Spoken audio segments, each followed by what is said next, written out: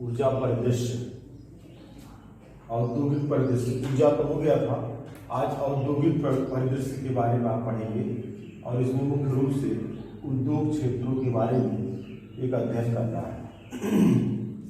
अब इस चीज को आप जानते हैं कि उद्योग क्षेत्र जो भारत का है ये बहुत महत्वपूर्ण है और ये चैप्टर भी आपका बहुत महत्वपूर्ण है। इससे संबंधित प्रश्न आपको मिलना ही मिलना है। तो ऐसी स्थिति में यहाँ इसको 2 बार में इसको कवर किया जाएगा औद्योगिक परिदृश्य के रूप में। तो सबसे पहली बात यहाँ लिखी गई है औद्योगिक परिदृश्य में इंग्लैंड में औद्योगिक क्रांति। अब आप इस चीज को अच्छी तरह जानते हैं, ईस्ट इंडिया कंपनी की स्थापना जब 1600 ईस्वी में हुई थी, उस समय यहाँ पर जो व्यापारिक गतिविधि बनी थी, यहाँ से कच्चा माल विदेशों को जाता था इंग्लैंड और वहाँ से बना बनाया माल आता था। लेकिन जब इंग्लैंड में औद्योगिक क्रांति हो गई तो भारत के जितने भी उद्योग धंधे छोटे मोटे थे वो सब धराशायी हो गए। और ऐसी स्थिति में भारत में एक महत्वपूर्ण रूप से जो परिवर्तन हुआ है उसको आप देखेंगे। और जब देश स्वतंत्र हुआ तो उसके बाद भारत में न तो कृषि से संबंधित कोई कार्य महत्वपूर्ण था, कृषि भी पिछड़ी हुई अवस्था में थी। विदेशों से तमाम तरह के खाद्यान्न, मोटे अनाज भारत में मंगाने पड़ते थे और खाद्यान्नों की कमी हुई थी और उसी के साथ साथ कोई भी औद्योगिक विकास नहीं था। ऐसी स्थिति में जो पंचवर्षीय योजना चलाई गई, उस पंचवर्षीय योजनाओं में जो ध्यान केंद्रित किया गया, प्रथम पंचवर्षीय योजना, द्वितीय पंचवर्षीय योजना, तृतीय पंचवर्षीय योजना, तो अलग अलग पंचवर्षीय योजनाओं में अलग अलग फोकस किया गया। जैसे प्रथम पंचवर्षीय योजना आप जानते हैं कृषि पर केंद्रित थी, द्वितीय पंचवर्षीय योजना उद्योग पर केंद्रित थी, तृतीय पंचवर्षीय योजना में कृषि और उद्योग दोनों क्षेत्रों पर बल दिया गया। तो इस तरह से धीरे धीरे भारत में एक स्थिरता कायम की गई, योजना आयोग की स्थापना की गई और योजना आयोग के माध्यम से विभिन्न तरह की योजनाएं सक्रिय की गई और पंचवर्षीय योजनाओं को बल प्रदान किया गया। अब यहाँ सबसे पहली जो औद्योगिक नीति है भारत में, वो 6 अप्रैल 1948 को भारत में पहली औद्योगिक नीति जारी की गई। प्रश्न इसमें से प्रत्यक्ष रूप से भी मिलते हैं और अप्रत्यक्ष रूप से भी पूछे जाते हैं। इसके बाद उस समय तत्कालीन उद्योग मंत्री थे डॉक्टर श्यामा प्रसाद मुखर्जी। देश में विस्तृत और नियंत्रित अर्थव्यवस्था की नींव पड़ी। अब इस चीज को आप समझते हैं, अर्थशास्त्र में जब इस चीज को आप पढ़ते हैं कि अर्थव्यवस्था को 3 तरह से विभाजित किया गया है। एक प्राथमिक है, प्राथमिक क्षेत्र अर्थव्यवस्था का, द्वितीय क्षेत्र अर्थव्यवस्था का और तृतीय क्षेत्र अर्थव्यवस्था का। प्राथमिक क्षेत्र के अंतर्गत जो मुख्य रूप से कृषि से संबंधित चीजें हैं, या पशुपालन है, या मुख्य रूप से मत्स्य पालन है, या इसके साथ साथ वन क्षेत्र है, इससे जो वस्तुएं पैदा की जाती हैं वो अर्थव्यवस्था के प्राथमिक क्षेत्र में आती हैं। द्वितीय क्षेत्र में इन वस्तुओं का प्रयोग जन निर्माण के रूप में होता है। कृषि से कोई चीज आप लेकर के उसका निर्माण करेंगे, जैसे गेहूं से तमाम चीजें बनाएंगे, आटे से तमाम चीजें बनाएंगे, दूध से तमाम चीजें बनाएंगे, मछली से भी तमाम चीजें बन सकती हैं, वन से प्राप्त उत्पाद से भी कई चीजें बन सकती हैं, वो द्वितीय क्षेत्र है। और तृतीय क्षेत्र में मुख्य रूप से सर्विस सेक्टर आता है या सेवा क्षेत्र को इसमें सम्मिलित किया जाता है। अब यहाँ पर जो आपका लिखा गया मुख्य रूप से मिश्रित और नियंत्रित अर्थव्यवस्था, तो मिक्स्ड एवं कंट्रोल इकोनॉमी की जो शुरुआत देश में हुई।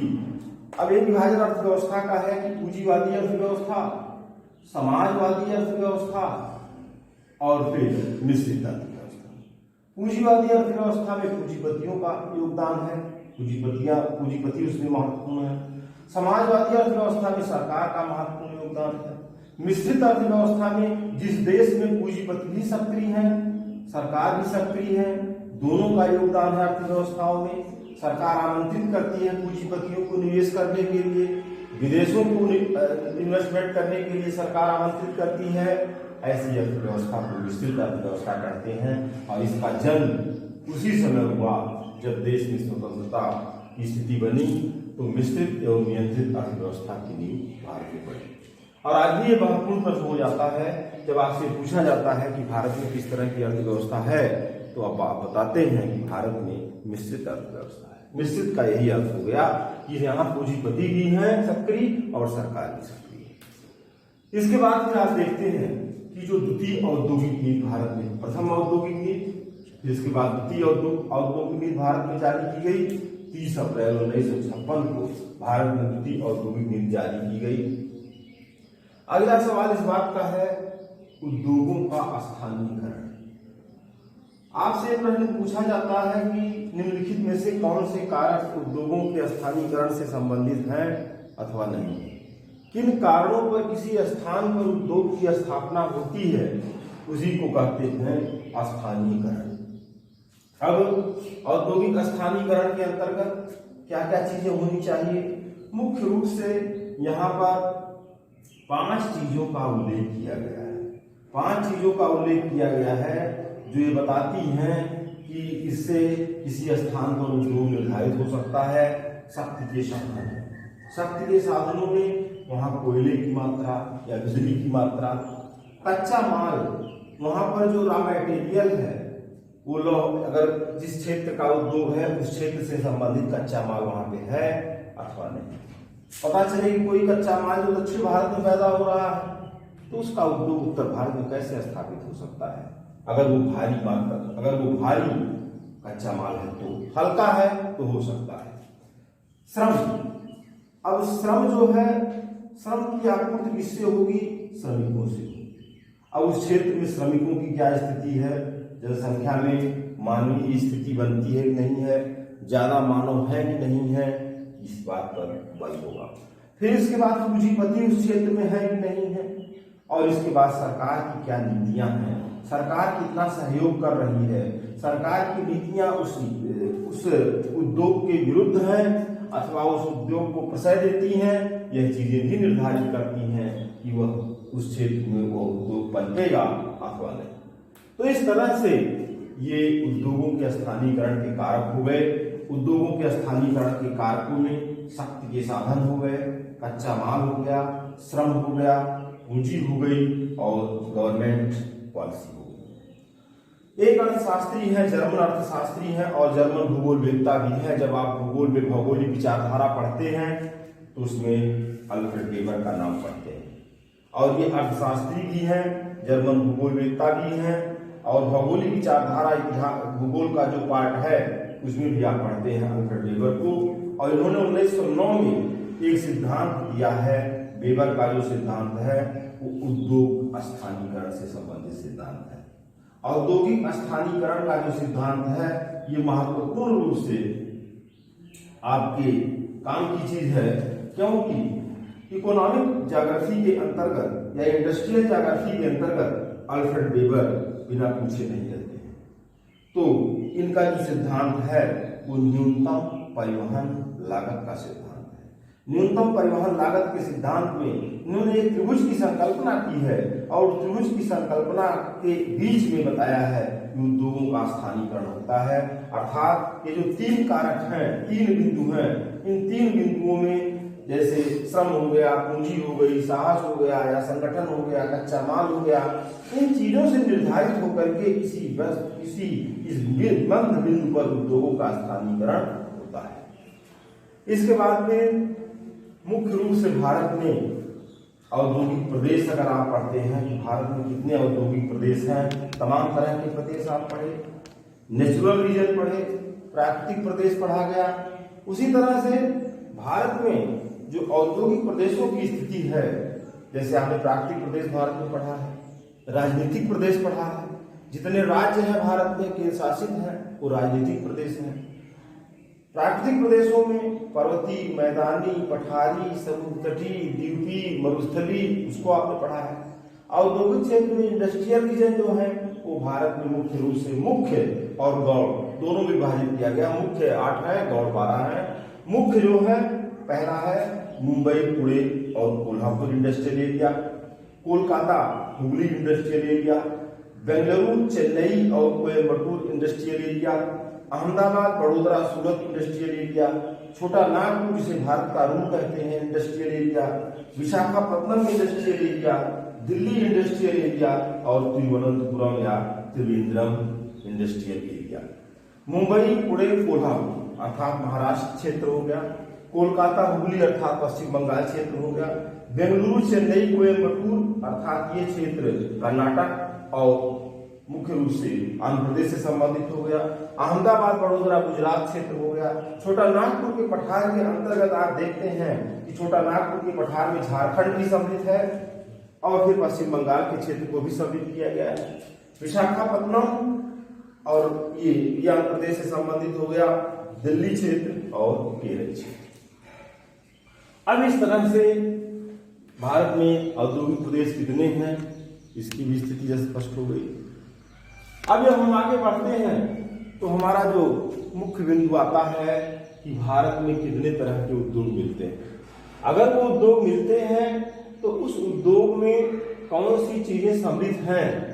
जैसे यहाँ भारत में मुख्य रूप से 9 उद्योग की चर्चा की गई है। 9 उद्योग में आप देखेंगे धातु कर्मी उद्योग है नंबर 1 पर, वस्त्र उद्योग है, इंजीनियरिंग उद्योग है, इलेक्ट्रॉनिक और सूचना प्रौद्योगिकी है, परिवहन उपकरण है, रसायन है, वन आधारित उद्योग है, खाद्य उद्योग है, अन्य उद्योग है। इतने उद्योगों को विभाजित किया गया है।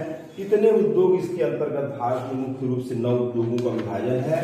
अब जैसे धातु कर्मी उद्योग में जितने भी धातुएं या अधातुएं हैं, दोनों चीजें हैं, उनसे संबंधित जो उद्योग है वो इसके अंतर्गत आता है धातु कर्मी उद्योग में। जैसे लोहा इस्पात उद्योग है, एल्यूमिनियम उद्योग है, तांबा उद्योग है, शीशा उद्योग है, जस्ता उद्योग है।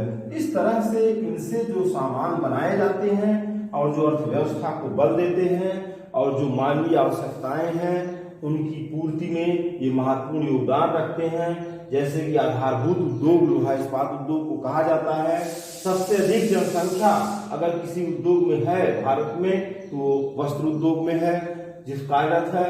तो इस तरह से ये धातु कर्मी उद्योग के अंतर्गत आ जाता है। इसके बाद फिर अगला आपका है वस्त्र उद्योग। वस्त्र से आप परिचित हैं, सूती, ऊनी, रेशमी, जूट, पटसन, ये सब इससे संबंधित आ जाएंगे, वस्त्र उद्योग के अंतर्गत आ जाएंगे। इसके बाद फिर इंजीनियरिंग में 3 तरह के उद्योग हैं, भारी उद्योग और दो हैं, भारी और हल्की मशीनें। इलेक्ट्रॉनिक और सूचना प्रौद्योगिकी आज के युग में ये बहुत महत्वपूर्ण तथ्य हो गया। इलेक्ट्रॉनिक और सूचना प्रौद्योगिकी यह एक महत्वपूर्ण भूमिका आज अदा कर रहा है और सर्विस सेक्टर के अंतर्गत आप इस चीज को जानते हैं कि जब अर्थव्यवस्था विकसित होती जाती है तो उस अर्थव्यवस्था में तृतीय क्षेत्र का हिस्सा बढ़ता जाता है और प्राथमिक क्षेत्र का हिस्सा घटता जाता है। यह किसी देश की विशेषता होती है कि जब वह देश जिस देश की अर्थव्यवस्था में विकास होता जाता है तो सर्विस सेक्टर से, सेवा क्षेत्र से आय मिलने लगती है और कृषि क्षेत्र से आय कम हो जाती है। तो उसी तरह से अब आज की ये पोजीशन है कि जिस समय देश स्वतंत्र हुआ था उस समय प्राथमिक हिस्सा ज्यादा था, प्राथमिक हिस्सा से ज्यादा आय मिलती थी। आज इस तीसरे हिस्से से ज्यादा आय मिलती है। इस चीज को आप बखूबी समझ सकते हैं कि आज सूचना प्रौद्योगिकी कितना हावी हो चुकी है। हर घर के हर व्यक्ति के ऊपर ये सूचना प्रौद्योगिकी हावी है। इसके बाद फिर आप आगे बढ़ते हैं तो फिर परिवहन उपकरण उद्योग है। इसमें वायुयान, जलयान, ऑटोमोबाइल, इन चीजों को सम्मिलित किया जाता है। अर्थात ये जो आपके तमाम तरह के वायुयान हैं, जलयान हैं, सड़कों पर चलने वाली गाड़ियां हैं, इनसे संबंधित उपकरण आ जाएंगे। रसायन उद्योग, रसायनों का प्रयोग 2 जगह हो रहा है, औषधियों में हो रहा है और उर्वरक में हो रहा है। तमाम तरह की औषधियां जो केमिकल रसायन से ही बन रही हैं, उर्वरक रसायन से ही बन रहे हैं। वन आधारित उद्योग जो डायरेक्ट ऐसे उद्योग जो वन की लकड़ियों से संबंधित हैं, इसमें कागज उद्योग है, माचिस उद्योग है, खेल उद्योग है और जो टैगा प्रदेश की लकड़ी होती है वह बहुत ही औद्योगिक दृष्टि से और अर्थव्यवस्था में जो टैगा प्रदेश की लकड़ी है उसका बहुत अधिक महत्व है क्योंकि वो मुलायम होती है और उससे तमाम तरह की चीजें बनती हैं। खाद्य उद्योग में जितने भी खाद्य पदार्थ हैं, चीनी, आटा, चावल, तेल, सब रिफाइनरी सब इसी में के अंतर्गत सम्मिलित है। और एक अन्य उद्योग जिसको अब आज के समय में इधर 10-20 वर्षों में उद्योग का दर्जा दे दिया गया, जो पर्यटन है। इस पर्यटन से भी भारी मात्रा में आय प्राप्त होती है भारत को, और विदेशों से जो पर्यटक आते हैं वो भारत की जीडीपी में एक निश्चित रूप से व्यापक वृद्धि करते हैं, जिस नाते पर्यटन को भी उद्योग का दर्जा प्रदान कर दिया गया है। इसके बाद फिर आप ये देखेंगे यहाँ पर हम आ जाएंगे भारत में सर्वप्रथम उद्योगों की स्थापना। अब यह चार्ट आपके लिए इतना महत्वपूर्ण है कि कोई परीक्षा अगर होएगी तो उसमें इसमें से एक तो पूछा ही जाता है। विषयगत परीक्षा में तो एकदम 100% तय है कि इसमें से एक प्रश्न पूछा जाएगा कि सूती वस्त्र उद्योग की स्थापना सबसे पहले कहाँ हुई। फोर्ट ग्लोस्टर, कोलकाता, 1818 में। हालांकि ये असफल रही कंपनी और स्थापना, लेकिन तब भी पहली सूती वस्त्र की स्थापना फोर्ट ग्लोस्टर, कोलकाता में 1818 में हुई है। फिर दूसरा सूती वस्त्र 1853 में दोबारा बंबई में जो सफल रही। कागज उद्योग पश्चिम बंगाल, श्रीरामपुर, 1832। चीनी उद्योग 1840, बेतिया, बिहार। जूट उद्योग 1855, रिसरा, पश्चिम बंगाल। लौह इस्पात 1870, कुल्टी, पश्चिम बंगाल। ऊनी 1876, कानपुर। सीमेंट 1904, चेन्नई। ये चार्ट बहुत महत्वपूर्ण है। 2-3 बार अगर आप इसको देख लेंगे तो आपका सवाल सही हो जाएगा और ये आपका तैयार हो जाएगा। अब यहाँ पर इतने चीजें होने के बाद यहाँ पर मुख्य बात आती है, प्रथम उद्योग जो लिया जा रहा है आपके सामने। हालांकि 4-5 उद्योग आपको पढ़ने हैं, लेकिन आज परिचय और लोहा इस्पात पर हो जाएगा। इसके बाद फिर महत्वपूर्ण उद्योग 3-4 हैं, उस पर चर्चा हो जाएगी। तो आयरन एंड स्टील इंडस्ट्री, लोहा एवं इस्पात उद्योग। लोहा और इस्पात उद्योग के इतिहास में 1907 में पहली बार जमशेदपुर, जिसका नाम टाटा नगर भी है, झारखंड में टिस्को कंपनी की स्थापना हुई थी। टिस्को, जब आप महारत्न कंपनियां, नवरत्न कंपनियां पढ़ते हैं तो उसमें इसका नाम आता है। जमशेदपुर में TISCO, Tata iron steel company. फिर उसी तरह से 1919 में बर्नपुर में जिस कंपनी की स्थापना हुई है उसका नाम है इसको Indian iron and steel company. 1923 में भद्रावती में कर्नाटक में जिस कंपनी की स्थापना हुई उसका नाम है विश्वेश्वरैया आयरन एवं स्टील वर्क्स। बर्नपुर पश्चिम बंगाल में, भद्रावती कर्नाटक में और जमशेदपुर, जिसको टाटा नगर कहते हैं, झारखंड में, ये 3 कंपनियों की स्थापना स्वतंत्रता से पहले भारत में हुई थी। अब आप इस चीज को अच्छी तरह जानते हैं कि द्वितीय पंचवर्षीय योजना में जो मुख्य रूप से उद्योगों पर केंद्रित थी, 3 जगह लोहा इस्पात के कारखानों की स्थापना हुई, जो कि बेहद महत्वपूर्ण है, कई बार परीक्षाओं में पूछे गए हैं। भिलाई छत्तीसगढ़ में है, दुर्गापुर पश्चिम बंगाल में, राउरकेला उड़ीसा में। भिलाई में जो स्थापना हुई है सोवियत संघ के सहयोग से, दुर्गापुर में जो स्थापना हुई थी ग्रेट ब्रिटेन के सहयोग से, और फिर राउरकेला में जो स्थापना हुई थी वो पश्चिमी जर्मनी के सहयोग से हुई थी। और 1974 में सेल, टिस्को, इसको और सेल की स्थापना, सेल अर्थात स्टील अथॉरिटी ऑफ इंडिया की स्थापना भारत में 1974 में हुई थी। भारत के, अब यहाँ देखिए चित्रों के माध्यम से आपको बताया गया है। यहाँ सलेम तमिलनाडु देख रहे हैं, फिर विशाखापत्तनम है आंध्र प्रदेश में, राउरकेला उड़ीसा में है, दुर्गापुर बर्नपुर पश्चिम बंगाल में है, भिलाई छत्तीसगढ़ में है, बोकारो है और जमशेदपुर है झारखंड में है, विजयनगर और भद्रावती ये कहाँ पे है? कर्नाटक में है। तो इस तरह से ये चित्र में भी आपको दिखाया गया और यहाँ भी लिखा गया है भारत के प्रमुख इस्पात संयंत्रों में जैसे सलीम तमिलनाडु में, भद्रावती कर्नाटक में, विजयनगर कर्नाटक में, विशाखापत्तनम आंध्र प्रदेश में, राउरकेला उड़ीसा में, दुर्गापुर बर्नपुर पश्चिम बंगाल में, जमशेदपुर इसका नाम टाटा नगर भी है झारखंड, और बोकारो झारखंड।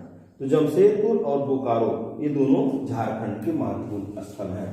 स्वतंत्रता से पहले स्थापित लौह कारखानों में जैसे कुल्टी पश्चिम बंगाल में 1874 में, साक्ची झारखंड में 1907 में, हीरापुर पश्चिम बंगाल 1908 में, भद्रावती कर्नाटक में 1923 में, बर्नपुर पश्चिम बंगाल 1937 में।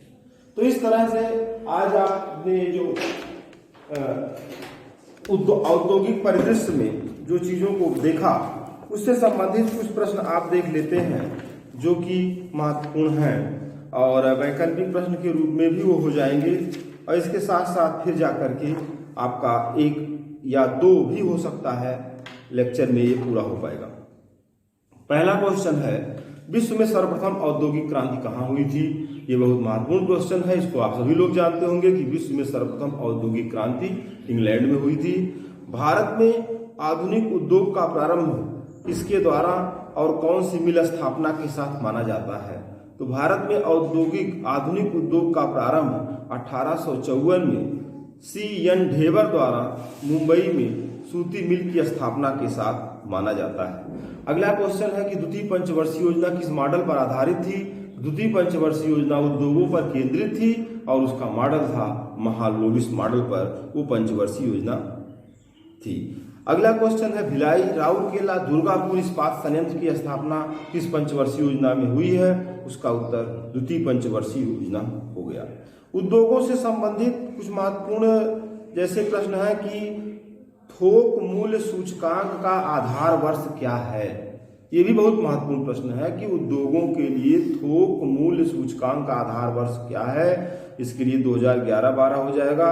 फिर अगला क्वेश्चन है, औद्योगिक उत्पादन सूचकांक का आधार वर्ष क्या है? इसका उत्तर भी 2011-12 हो जाएगा। महारत्न कंपनियों की संख्या वर्तमान में कितनी है?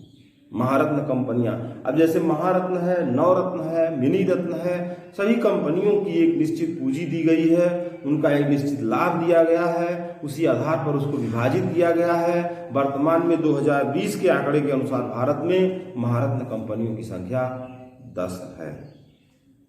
इसके बाद फिर आप कुछ प्रश्न आगे देख लेते हैं, जैसे औद्योगिकरण की प्रक्रिया तीव्र होने पर अर्थव्यवस्था के किस क्षेत्र का अंश कम होता जाता है? तो ये अभी आपको बताया गया है कि प्राथमिक क्षेत्र का हिस्सा कम होता जाएगा। ज्ञान आधारित उद्योग की उपमा किसे दी गई है? तो सूचना प्रौद्योगिकी को ज्ञान आधारित उद्योग की उपमा प्रदान की गई है। भारत में दुर्गापुर इस्पात संयंत्र की स्थापना किसके सहयोग से हुई थी? दुर्गापुर में ब्रिटेन के सहयोग से हुई थी। रेणुकूट में स्थापित हिंडाल्को एल्युमिनियम कारखाना किसके सहयोग से स्थापित किया गया था? तो हिंडाल्को संयुक्त राज्य अमेरिका के सहयोग से स्थापित किया गया था। फिर अगला क्वेश्चन आपका है, भारत का सबसे प्राचीन औद्योगिक प्रदेश कौन सा है? भारत का सबसे प्राचीन औद्योगिक प्रदेश कोलकाता हुगली प्रदेश है। मुंबई किस द्वीप पर बसा हुआ है? मुंबई सालसेट द्वीप पर बसा हुआ है। औद्योगिक गलियारे से क्या तात्पर्य है? किसी सड़क या नदी के किनारे स्थित विभिन्न औद्योगिक इकाइयों का समूह गलियारा कहलाता है। दक्षिण भारत का मैनचेस्टर कोयम्बटूर को कहा गया है। और आधुनिक औद्योगिक विकास की कुंजी किस उद्योग को माना जाता है? इसका उत्तर लोहा इस्पात उद्योग हो जाता है। इस तरह से आज के लिए आप इतना ही इसमें देखेंगे और इसके बाद फिर दूसरे पार्ट में आपका ये चैप्टर पूरा होगा। देखने के लिए, सुनने के लिए, समझने के लिए बहुत बहुत धन्यवाद।